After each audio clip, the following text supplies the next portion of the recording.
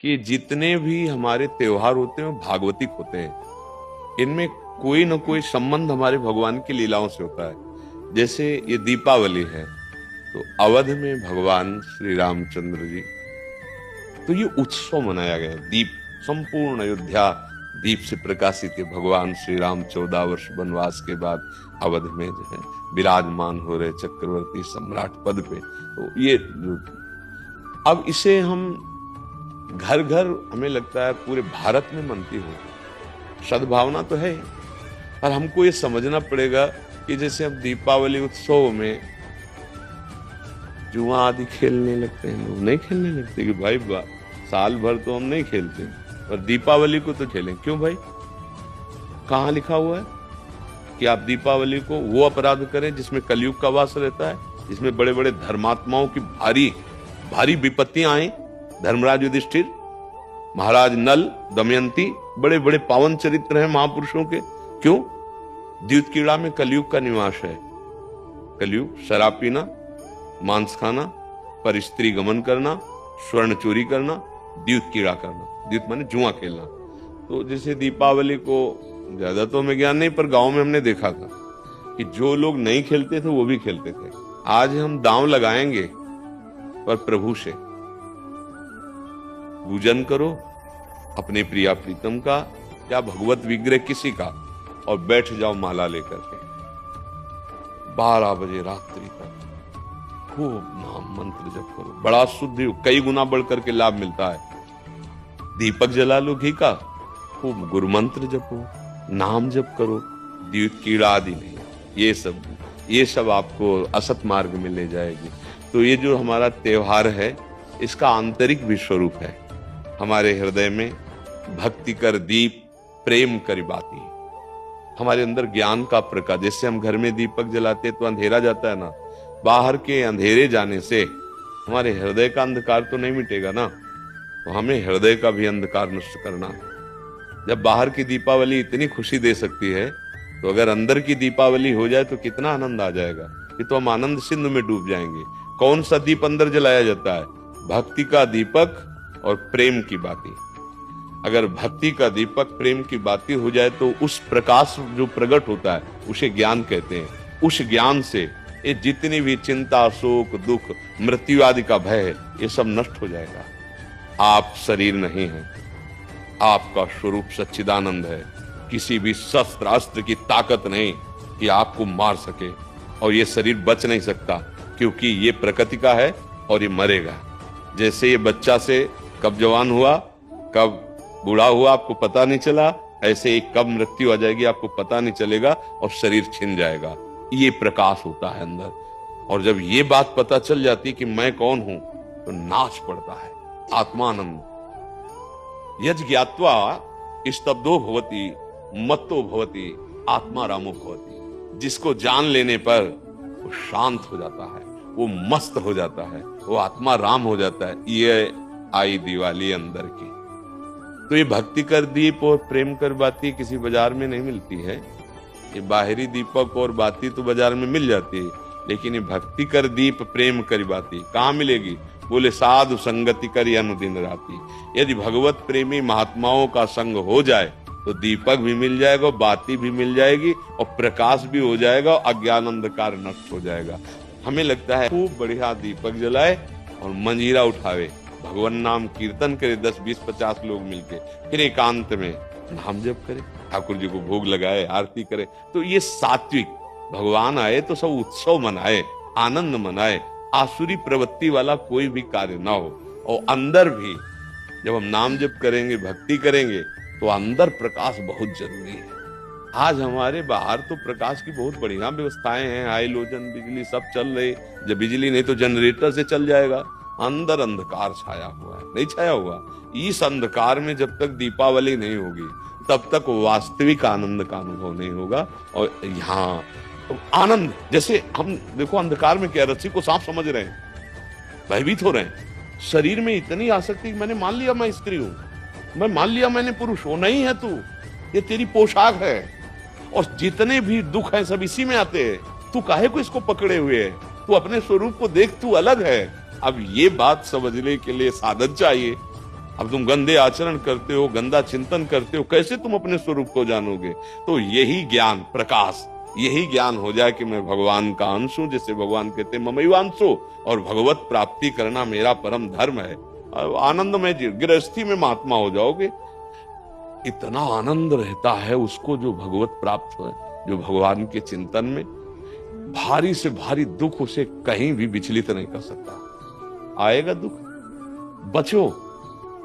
दुख आने के पहले जहां दुख का प्रहार होना है उससे अलग हो जाओ। बिल्कुल आप अलग हैं। जैसे मेरी टेबल, मेरा हाथ, तो मैं हाथ तो नहीं हूं ना, ऊपर पूरे मेरा शरीर, खुद आप बोल रहे हैं मैं शरीर, ऐसा तो नहीं कोई कहता। मेरा शरीर मतलब ये मैं नहीं हूं। ठीक, अंदर चलते हैं। मेरा मन, मेरी बुद्धि, मैं तो नहीं बोला। फिर और अंदर चलते, कारण शरीर, वो स्वभाव का आ जाता है। बोले मेरा स्वभाव ऐसा नहीं है। आप इस अलग को अपने में धर लिए, अब दुर्गति हो रही। मैं धनी, मैं निर्धन, ये प्रपंच छा गया। बस इसी दीपावली में ये देख लो प्रकाश में कि तुम ये नहीं हो जो तुम दुख पा रहे हो। तुम दुख, कोई भी दुख तुम्हें छू नहीं सकता। आनंद सिंधु का बच्चा आनंद सिंधु है। ईश्वर अंश जीव अविनाशी, चेतन अमल सहज सुख राशि। मुझे तो लगती यही दीपावली हमारे हृदय में भी जलनी चाहिए। बाहर सावधानी पूर्वक नाम जप करें, अच्छे भोग प्रभु को लगावे, ये उद्दंडता वाले कार्य, जुआ खेलना, ये सब ऐसे कार्य ना करे। और अंदर की दीपावली जलाने की भी एक बार कोशिश करें। अगर जल गई तो जन्म मृत्यु रूपी भय से मुक्त हो जाओगे। और ये शरीर केवल इसीलिए मिला है, नहीं तो भटकना ही भटकना है हमारी। महर्षि, एक विशेष पर्व पे आपने किसी को बोला था कि आज ऐसा पर्व है, आज से दृढ़ निश्चय करो कि आज से मैं ये व्यसन छोड़ दूंगा।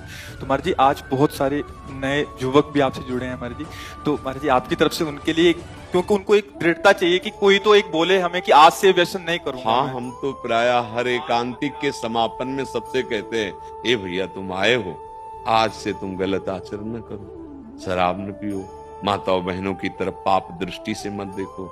माता पिता को भगवत भाव से देखने के लिए बुद्धि शुद्ध चाहिए। जगत में अगर उन्नति प्राप्त करना है तो बुद्धि शुद्ध चाहिए। शराब पीना, मांस खाना, व्यभिचार करना, जुआ खेलना, चोरी, हिंसा, बड़े बड़े गंदे आचरण होते जा रहे हैं नई समाज के। और वो मोटरसाइकिल से बगल से निकले, कोई बहन मोबाइल से बात कर रही, ऐसा झटका कि नाक के बल गिर गए, मुंह के बल गिर गए। कितने को मोबाइल? जंजीर सोने की चैन कितने को की? 40,000, 50,000। पकड़ा, राक्षसी बुद्धि से खींचा, और वो तो मोटरसाइकिल में बैठा, ऐसा खींचा, वो कई तरह गिरती। ये क्या हो गया? बुद्धि भ्रष्ट हो गई। हमें लगता है कि अगर हमारी बात आपके कान तक पहुंचे, जो तुम्हारी दुर्गति कराने वाली बात है, अगर इसको छोड़ दो तो हमें सुख मिलेगा कि हमारा भारत देश का समाज एक धार्मिक समाज, एक शांति प्रिय समाज और स्वयं परमानंद में डूबने वाला बन जाए। ये तुम्हें नशेबाजी, गंदे आचरण, बड़ा देखो ना क्या परिणाम होता है। मान लो 2-4 बार नहीं पकड़े गए आप, लेकिन जब पकड़े जाओगे तब ऐसी पिटाई होगी यहाँ, और आजीवन का। अगर छूट भी गए तो यहाँ से तुम भले छूट जाओ किसी प्रमाण देकर, लेकिन एक और न्यायालय है जहां राय पाई की चूक नहीं होती, कोई घूस नहीं चलती, वहां के न्यायालय से डरो पक्का। यहाँ तो मान लो आप इधर उधर करके प्रमाण दे के बच सकते हो या कुछ ले दे के, लेकिन एक न्यायालय जहाँ कुछ लेना देना नहीं, किसी गवाही की जरूरत नहीं, वो स्वयं सर्व साक्षी हो। तो पाप कर्म का त्याग, गंदे व्यसन, गंदे आहार का त्याग, यही भारी उत्सव हो जाएगा। यही हम भेंट मांगते हैं। जब कोई एकांतिक में कभी भाव आता है तो ये कहते हैं आप सब ये गंदे आचरण यहाँ छोड़ जाओ, धाम है भगवान का। और जो मान लो ठीक कहा कि दिवाली का पर्व है तो कुछ न कुछ लेन देन भेंट होती है ना, भाई कोई परिजन आया, उनके खवाया पियाया कुछ, तो हमारी प्रियता यही है कि तुम सुखी रहो, तुम स्वस्थ रहो, तुम मुस्कुराओ, तुम आनंदित हो। कैसे? अच्छे आचरणों से, भगवान नाम जप से। अगर बुरे आचरण करोगे तो भाई तुम्हें रुपया शांति नहीं दे सकता।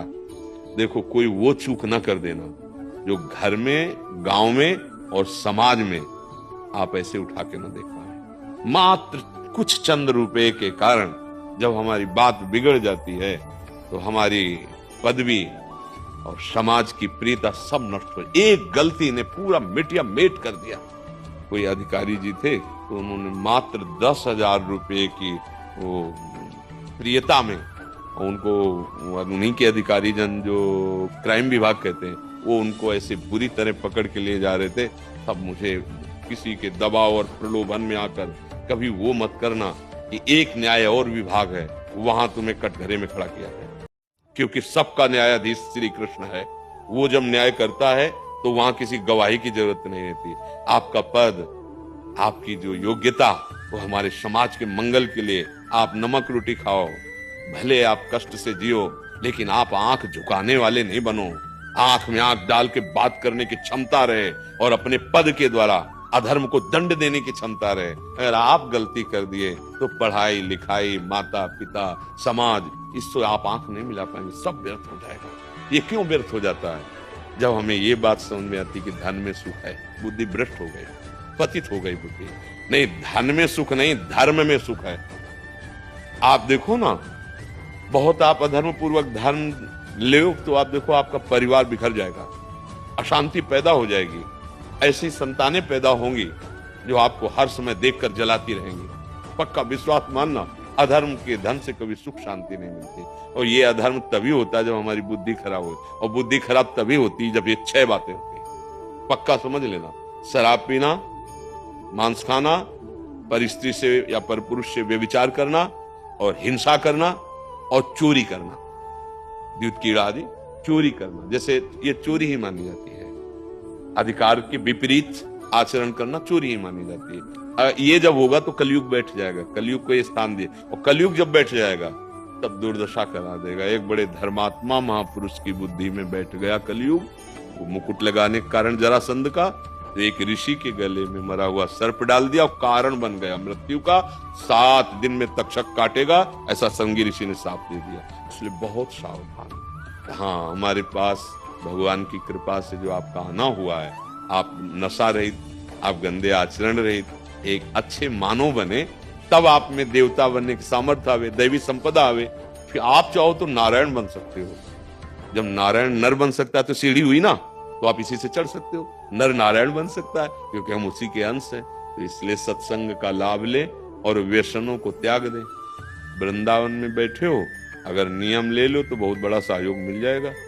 भाई कोई कसम खवाई जाती तो मंदिर में नहीं चखा जाता, चलो मंदिर में।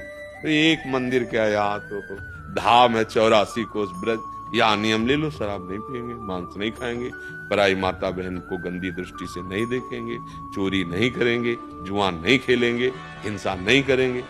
ले लो अंदर से। जो नहीं करते हो तो धन्यवाद के पात्र, जो करते हो तो बताने की जरूरत नहीं। नियम ले लो, मंगल हो जाएगा। जो यूट्यूब से सुन रहे हैं, सोशल मीडिया से सुन रहे हैं, वो कैसे लें? हाँ, जब हम बोल रहे हैं तो वचन कान में गया और वो साक्षी मान ले, वो हमारे वचन को साक्षी मान ले, संत वेश को साक्षी मान ले, और उनको पावर न मिले तो बताना।